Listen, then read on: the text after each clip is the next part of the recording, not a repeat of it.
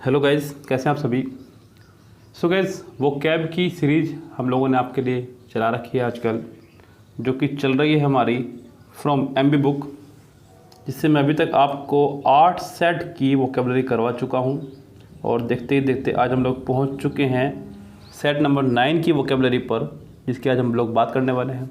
Set bye set मैं आपकी vocabulary finish करता चलूँगा गाइज़। खूब आनंद आने वाला है, खूब मज़ा आएगा बिंदास, लेकिन पढ़ते रहना पड़ेगा और नोट्स बनाते रहना पड़ेगा। और मैंने आपको कहा है गाइस कि पहली बार वीडियो देखें और दूसरी बार नोट्स बनाएं, आपको पूरी वीडियो आराम से इजीली याद हो जाएगी।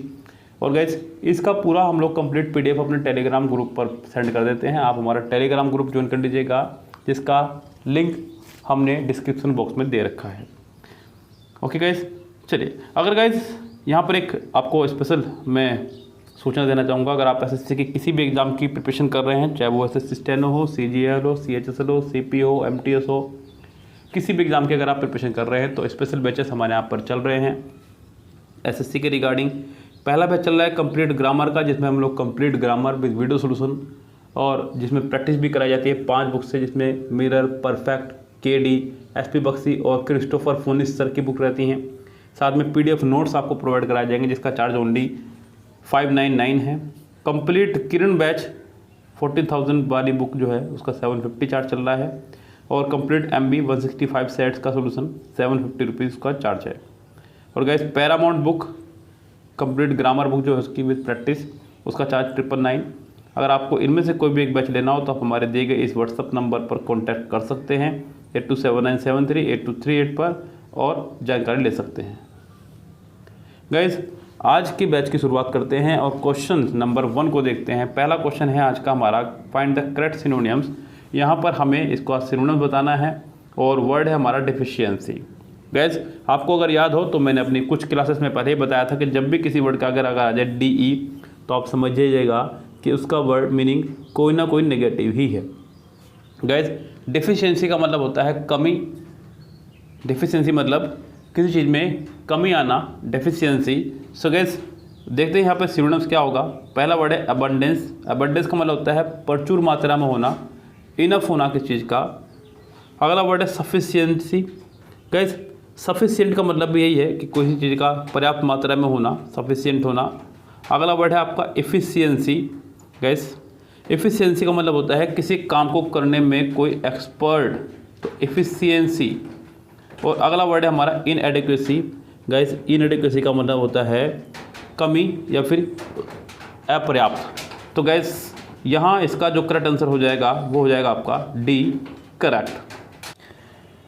सो गाइस, नेक्स्ट वर्ड है वो है आपका कैटास्ट्रोफिक। कैटास्ट्रोफिक वर्ड का जो मीनिंग होता है गाइस वो होता है विनाशकारी, यानी कि एक तरह से नाश करने वाला सब कुछ चीज़ों का। तो गाइस, कैटास्ट्रोफिक यानी कि विनाशकारी आपको बताना है इसका सिनोनिम्स। तो मैं कुछ शब्दों पर यहाँ पे देखता हूँ। पहला वर्ड है टफ। टफ का मतलब होता है गाइस हार्ड, सख्त, जैसे कि कोई चीज़ कठिन आ जाए उसके लिए इस्तेमाल कर सकते हैं आप लोग। तो टफ तो यहाँ पे मुझे नहीं लगता कि इसका मीनिंग होगा।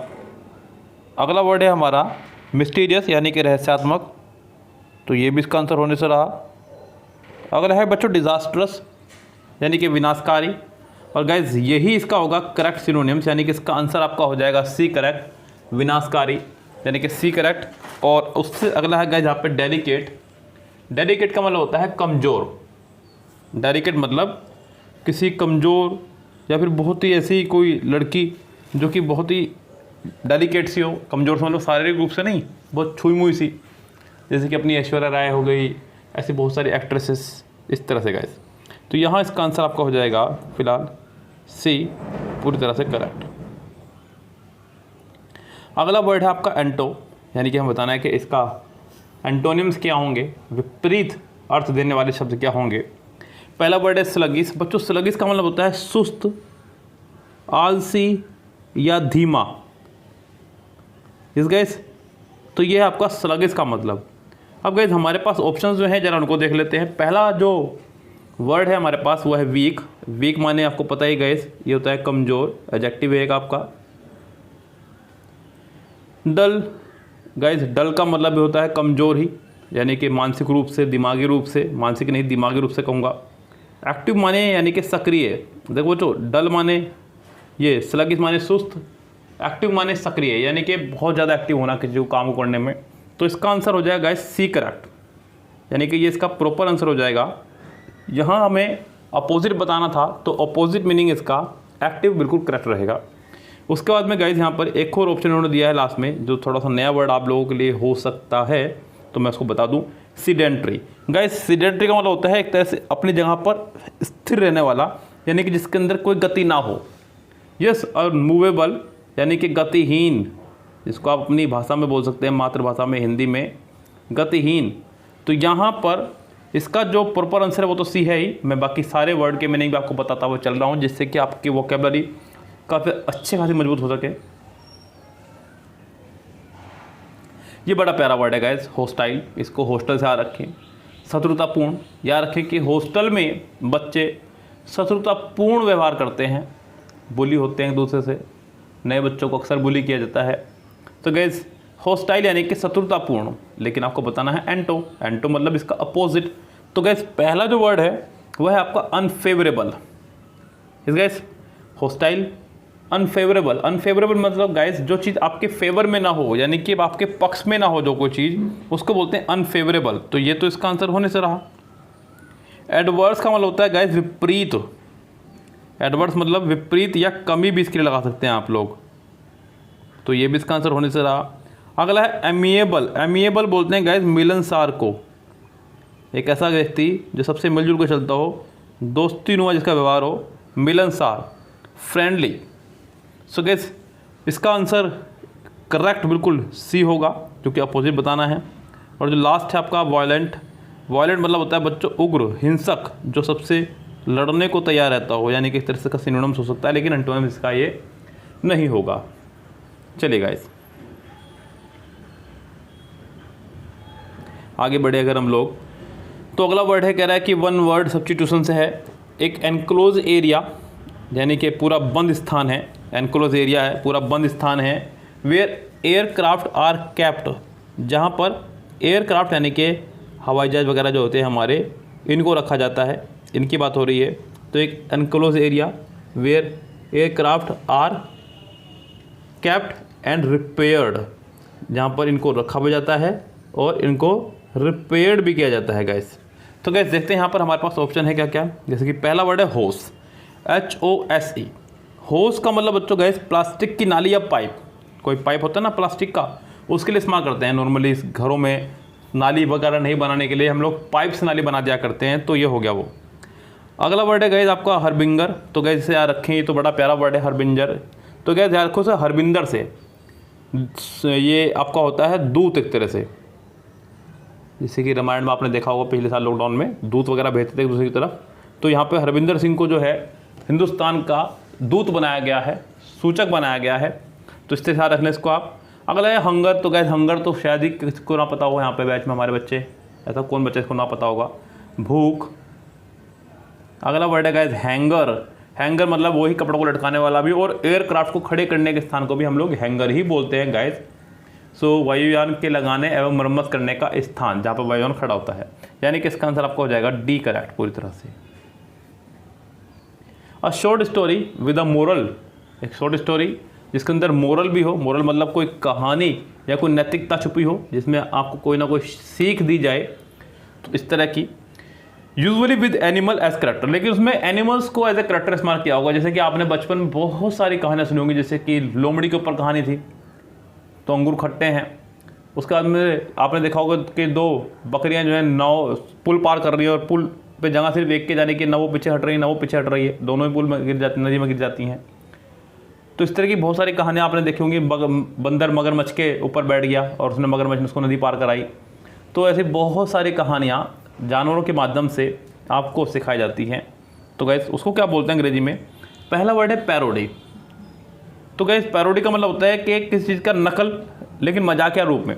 जैसे कि आप लोग देखते हैं टीवी वगैरह में कि कोई अमिताभ बच्चन को बनकर आ जाएगा झूठ मूठ का, कोई अक्षय कुमार बन के आ जाएगा, कोई जैकी श्रॉफ बन के आ रहा है और मजाक उड़ा रहे हैं उनकी। तो ये मजाक ही उड़ाई जा रही है कॉमेडी शोज वगैरह में। अगला वर्ड है आपका ओड। ओड मतलब किसी को संबोधित करना, कोई गीत। फेबल मतलब वही जो ये पूछ रहा है, जानवर की कहानियाँ जिसमें कोई कहानी, कोई मैसेज छुपा हो। यानी कि इसका आंसर हो जाएगा सी। और अगला वर्ड है हेम। हेम माने होता है भजन। चलिए गाइस, अगला इडियम है बड़ा प्यारा, to add fuel to the fire. To add fuel to the fire मतलब आग में घी डालना। आग में घी डालना यानी कि स्थिति को और बदतर बनाना, किसी स्थिति को बद से बदतर बना देना, आग में घी डालना।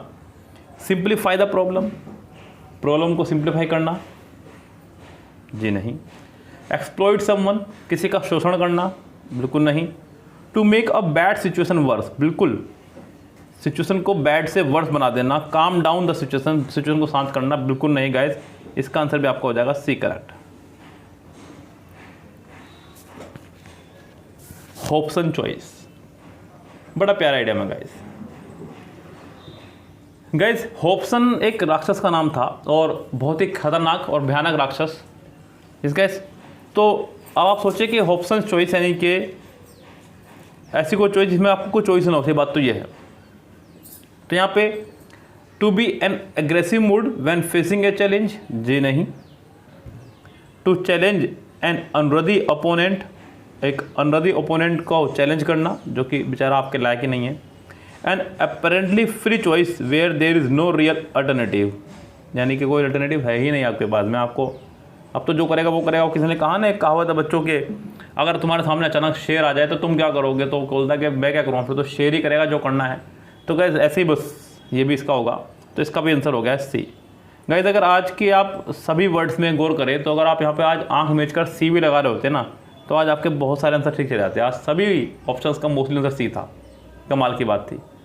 तो गाइस चल रहा है, मज़ा आ रहा है पूरा इस तरह से ही। लेकिन गाइस नोट्स बनाते रहें।